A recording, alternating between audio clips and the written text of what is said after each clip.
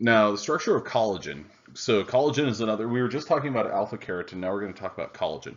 Collagen is an important constituent of connective tissue. Tendons, cartilage, bones, cornea of the eye. Each collagen chain is a long glycine and proline rich left handed helix. We previously talked about right handed helices for alpha helices.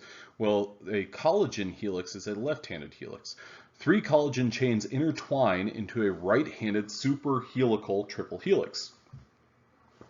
So what we're talking about is a helix that has the opposite rotation as the traditional alpha helix. Likewise, these helices wrap around one another to make something that's even more kind of complicated and rigid.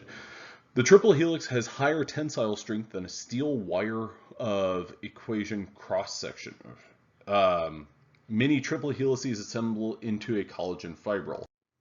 Okay, so this is actually the figure that we were looking at earlier with respect to kind of the cross section of them. So if we take this first, or this starting at the bottom here in figure A, this white alpha helix, or this white helix, what we've got are a couple of things. One, it's 3 amino acids per turn, which is different from an alpha helix. So this collagen helix is kind of unique. In addition to that, it's a left-handed helix. Also, I'm going to go ahead and just draw a line different from an alpha helix. Now, this is the top-down view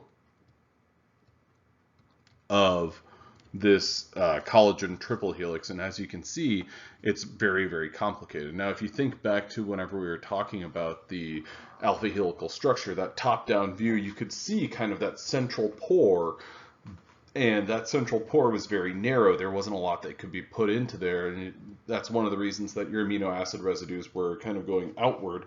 Well, this helix, these individual helices as well as this triple helix, the space within that helix is very, very narrow.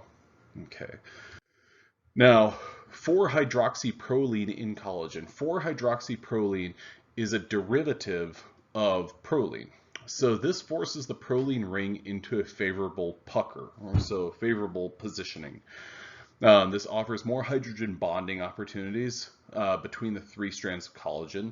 The post-translational processing of is catalyzed by prolyl hydroxylase and requires alpha-ketoglutarate. So in order for this post-translational modification to take place, this is done by an enzyme.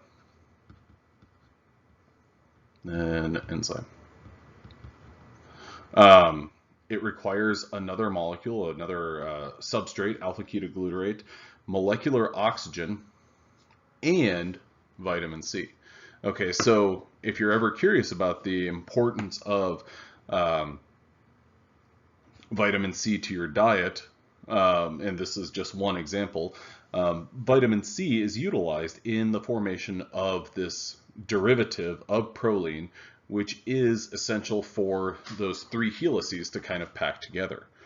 Now, what that ultimately looks like is, here's the C gamma endoproline, and here's your C gamma exo 4-hydroxyproline. So here we have, these are two different forms of proline. However, this is the one where you actually have that modification. So this is just your regular proline. Here's your N-termini, here's your alpha carbon, and it's a little bit helpful to kind of identify all these different things.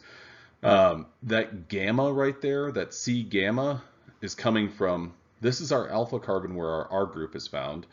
The next carbon off of that chain is going to be your alpha, beta, gamma, delta. Wait just a second.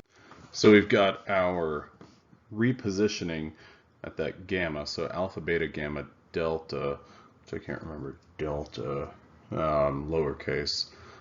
Wait a minute, delta. Anyway, so our alpha, beta, gamma, and so we've got this C gamma that is pointed downward, and then we have 4-hydroxyproline, so we've got this hydroxide group on carbon number 4 here. All right, so there's our derivative of proline that's relevant for the collagen triple helix. So this right here is kind of an involved figure, but it tells you the role that vitamin C has in producing and basically preserving the function of the enzyme prolyl 4-hydroxylase. Okay, so what prolyl 4-hydroxylase is going to do is it's going to take alpha-ketoglutarate, as this is displayed here. I'm selecting the top reaction. It's going to take alpha-ketoglutarate and O2, and with Fe2+, it's going to produce succinate and CO2. CO2 is the result of our decarboxylation. One of our two oxygens from O2 ends up in succinate. The other oxygen can be used to produce our 4-hydroxyproline. So it's going to put that oxygen right here on that carbon number 4. Now the second part of this figure, this part B, is kind of where it becomes a little bit, I don't know if I want to say murky, but it becomes a little bit more complicated. Okay, so one thing that you have to know about this is that this enzyme, prolyl 4-hydroxylase, what it's going to do and what it is capable of doing, it is capable of doing an oxidative decarboxylation of alpha-ketoglutarate. And if it does that, it's going to make succinate and CO2. We saw that up here with reaction A, but what we saw was that we were coupling the oxidative decarboxylation to the addition of this oxygen onto our proline residue. Okay, so in the absence of proline, well, one thing that it can do is it can go on and complete that oxidative decarboxylation, which would result in a reduction of Fe3, or sorry, it would result in a Fe2+, that metal cofactor, going to Fe3+. So that Fe2+ would be, we would lose one more electron to make that Fe3+ ion. Now that Fe3+ ion is going to be inhibitory to prolyl 4-hydroxylase. So the role that ascorbate or vitamin C plays is that it serves more or less as a means of protecting and preventing the Fe2+ to Fe3+ conversion. So by preventing that with the help of ascorbate, well, then this enzyme is able to kind of continue going on. So one thing that's worth noting about, one of the challenging things about this figure right here is that these two reactions don't necessarily have anything to do with one another. One is for making 4-hydroxyproline, and the other one is for taking ascorbate and making dehydroascorbate. Now, think about this as 4-hydroxyproline prolyl 4-hydroxylase is going to take alpha-ketoglutarate and O2, and it's going to make succinate and CO2. It will always do that. And if it does that, it could result in the production of Fe3+. Ascorbate is there to kind of buffer that so that you have no interruption in the production of that 4-hydroxyproline. So vitamin C is essential for the prevention of